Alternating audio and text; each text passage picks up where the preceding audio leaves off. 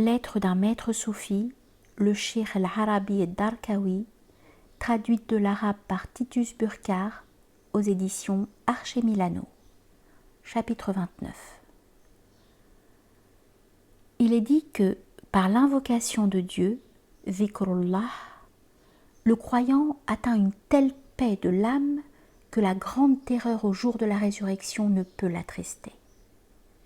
Combien moins pourrait-il être troublé par ce qui lui arrive d'épreuves et de revers dans ce monde-ci? Tiens donc fermement à l'invocation de ton Seigneur, mon frère, comme nous te l'avons dit, et tu verras à merveille que Dieu nous comble de sa grâce.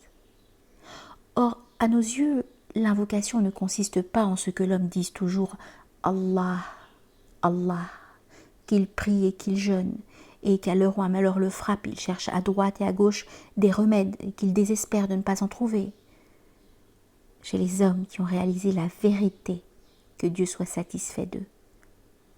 L'invocation exige que l'invoquant se conforme aux lois rigoureusement prescrites, dont la plus importante est l'abandon de ce qui ne le concerne pas, en toute heure.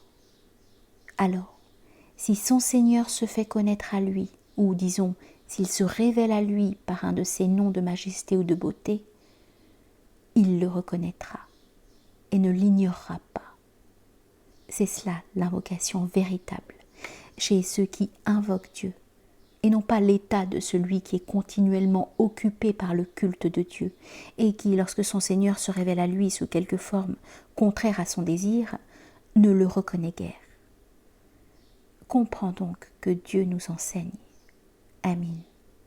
Et maintiens-toi fermement dans la patience en Dieu, car lui, exalté soit-il, recouvrira ta faiblesse de sa force, ton abaissement de sa gloire, ta pauvreté de sa richesse, ton impuissance de sa puissance, ton ignorance de sa connaissance, ta colère de sa clémence, et ainsi de suite, de sorte que tu vivras de la vie éternelle dans ce monde-ci avant de mourir. Ce qu'est cette vie ne t'est pas caché, puisque Dieu dit au sujet de ceux qui s'y trouvent « Nous ôterons de leur poitrine toute trace de rancune. Comme des frères, ils reposeront face à face sur des couches élevées. Aucune fatigue ne les accablera, et jamais ils n'en seront expulsés. »